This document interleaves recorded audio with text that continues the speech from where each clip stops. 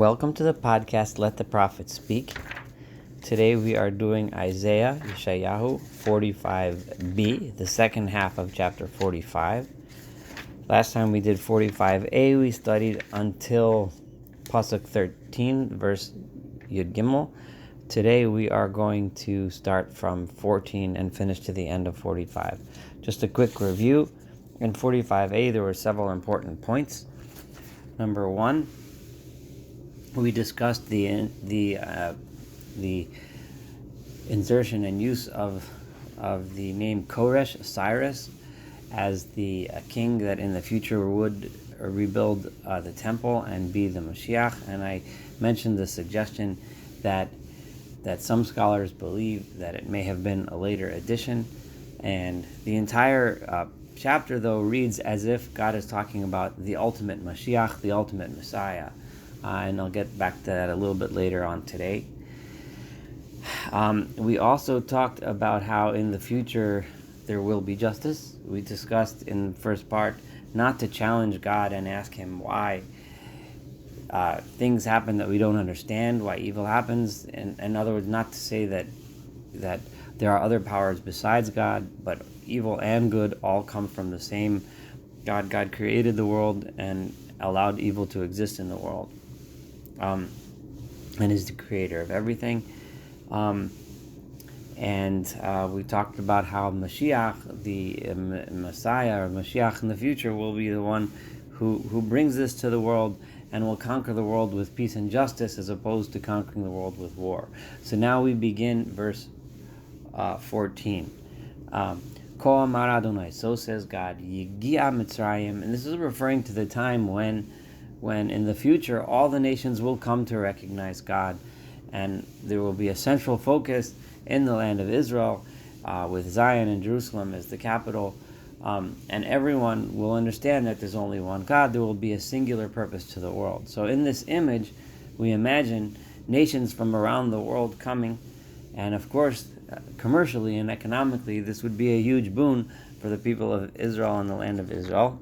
And this is a reference to that idyllic future world where the center of commerce becomes the place where people come to worship God and engage in peaceful and productive interactions with one another. So Ko Amar Adonai, so says God, Yegia Mitzrayim, the work, meaning the productivity, the products of Egypt, Usachar Kush, and the merchandise that comes from Ethiopia, Usivaim, and Sivaim, which refers to another African kingdom, a faraway African kingdom.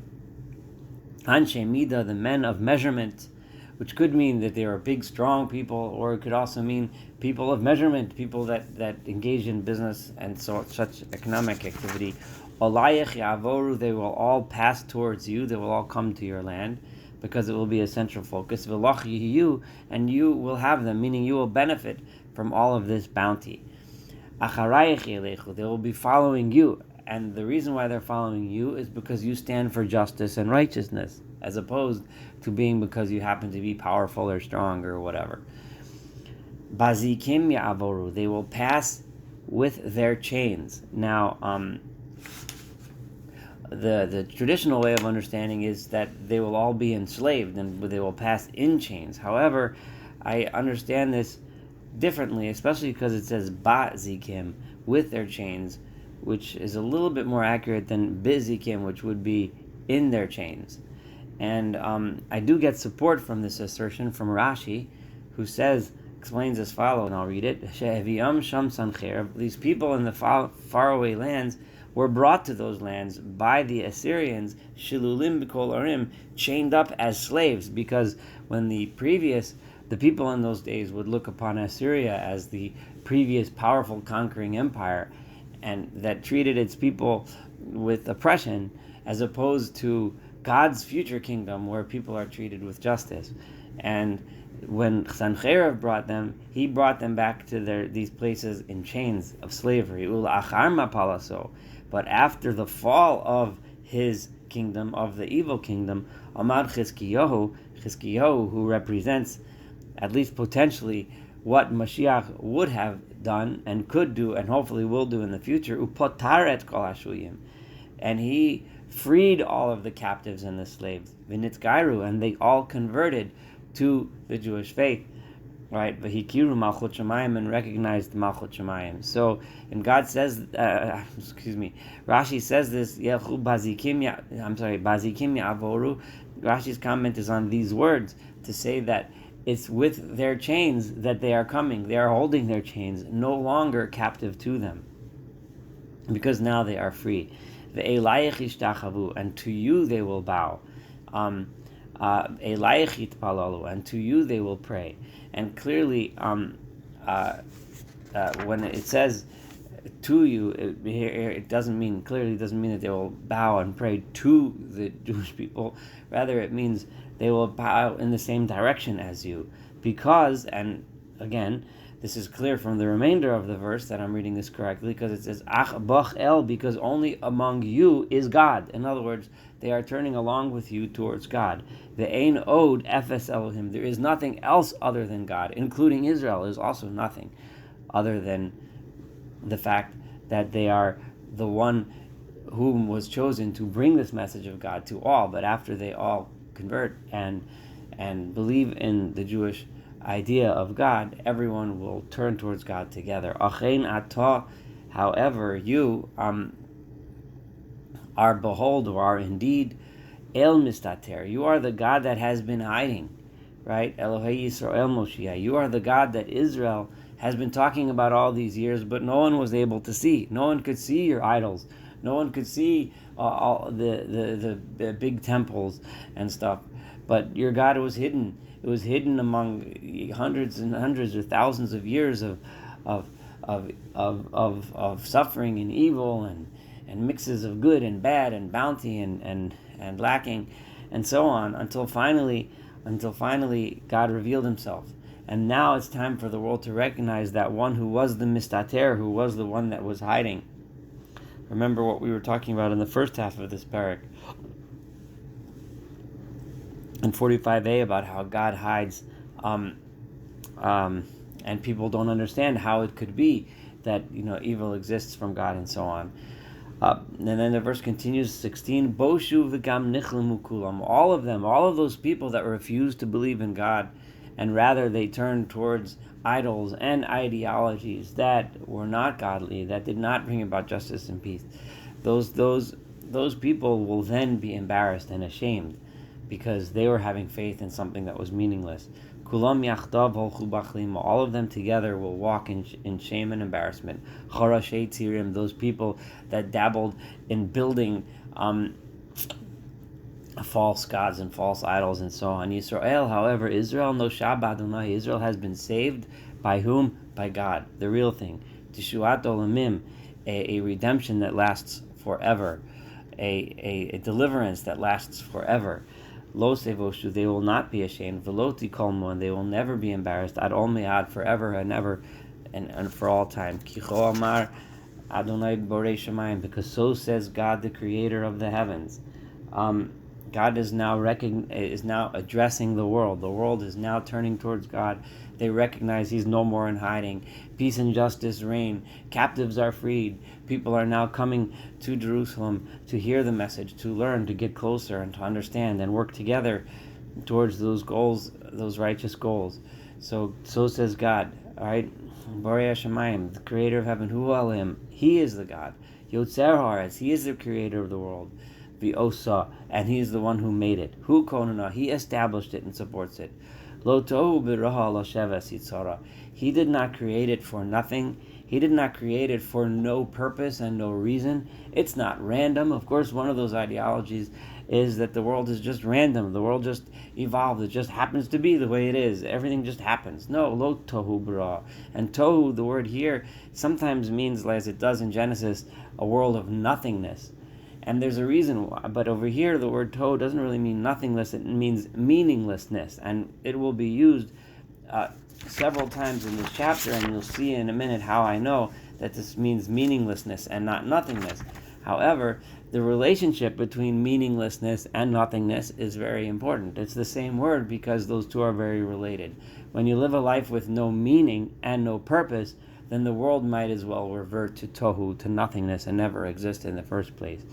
And the meaning, of course, is tzedek, is justice, which is the theme of this entire book, Isaiah.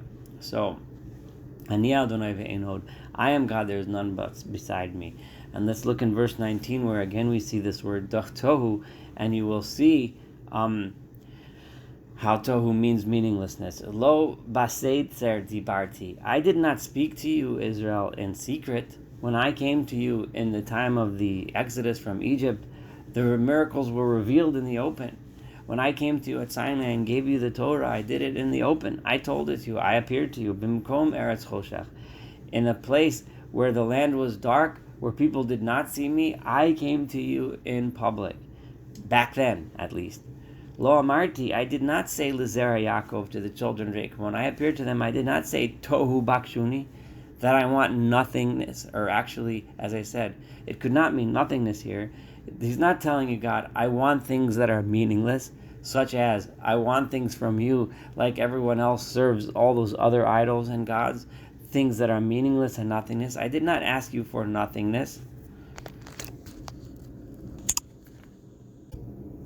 And again, I'm going to read a support from the works of the Malbim, who says on this, I did not say to Yaakov, Tohu Bakshuni, I wanted something that was meaningless. These are the words of the Malbim. Lo natati lahem mitzvot, I did not give them mitzvot, commandments, she'ein behem tam v'to'elas, that have no purpose and no reason. Ki ha-Torah makaf, because the Torah is coming to help us achieve wholeness. Al shnei minei hashalmiut shel adam. The Torah is coming to help us achieve wholeness and completeness. The Torah wasn't giving these rules that are just random and meaningless. And the two things he's referring to are bein adam lamakom, things that perfect a person's relationship with his spirituality and with God, and bein adam lachavero, things that perfect his relationship between him and fellow human beings. But lo amarti lizer Yaakov, again back to the pasuk, back to the Tohu Bakshuni, I want things that are meaningless. However, no, Ani Adonai Dover Tzedek, I am the God that speaks righteousness. Magid Meishorim, I speak things that are straight, right? Things that are real, things that are honest. Meishorim, Magid Meishorim. Hikav Tzuvavo, now God turns to the entire world and says, gather together and listen. Hitnakshu Yachtav Pilitei Agoyim. All of you gather together, those that remain among all of the nations. Remember, the theme that is repeated over and over and over again, that of all of the nations, God is redeeming everyone. He's going to get rid of the oppressors and punish the arrogant. But those of you that remain, those of you that are ready to listen and heed the word of God, come all of you and listen. Lo yadu hanosim et eitz bislam. Those who carry their wooden creations, those things that human beings created on their own, those that carry them do not know. They don't know anything. They don't gain any knowledge from those things. And they are praying to a God that doesn't even know how to deliver, that can't, because it can't deliver, they have no power. Hagidu v'hagishu. Come and speak. Come close. God wants to hear their words. This is a dialogue. Hagidu. God commands them, come speak to me, talk to me, tell me your questions, ask me your things. Remember, if we go back to what we quoted by the words to Edom way early on earlier in Isaiah, in chapter 21, verse 12, which we quoted in the first half, I want to read it again, because here Isaiah was talking to Edom, the Edomites, and they were asking questions. They wanted to know, Shomer Mami Laila, why is this God who's supposed to be watching us, why is there evil, why is there night? And Isaiah said back, Im tiva'ayun v'ayu, if you would like to ask questions, please ask your questions. Shuvu eisayu, but then please come back. Come and join us. This is what God is saying over here. Hagidu v'hagishu, afi v'atzu yachtav. Discuss amongst yourselves these ideas. Talk about them with each other. And what should you decide? You should say, who is the God that's been here the entire time? Who is the one that has been saying this all along? These books, the one that I'm reading now, is thousands and thousands of years old. The books of Moses, the 5 books, are 1,000 years earlier than that. These books go back thousands and thousands of years, God tells us. I've been telling you this since creation. I've been telling you this all along. Me'az higida. It's all the way from back then that I've been speaking these words. Halo ani Adonai, it is me, God, that has been saying these things. Ve'ein od, there is nothing else. No one else has been saying this all along. Ve'ein od Elohim baladai, there is no other God besides me. El Tzadik u'Moshiach, the God who is just and delivers. Yes, you might every once in a while win a victory, find some bounty, do something that feels good. But God is the only one who is righteous and the one who can deliver consistently and constantly in a just and proper world. Ayin zulasi, there's nothing besides me. Penu elai, turn towards me. V'hivashu kol afsei aretz, and all of the ends of the earth, all of you will be delivered. Every single nation, every human being, everyone that is willing to recognize this truth. Ki ani el, what? Because why am I able to do this? Why can I do this? Because I am God. Ve'ein, there's nothing besides me. Bi nishbati. God says, I am not swearing because of some other power. I am swearing because of my own power. That's why I'm telling you that this redemption will come.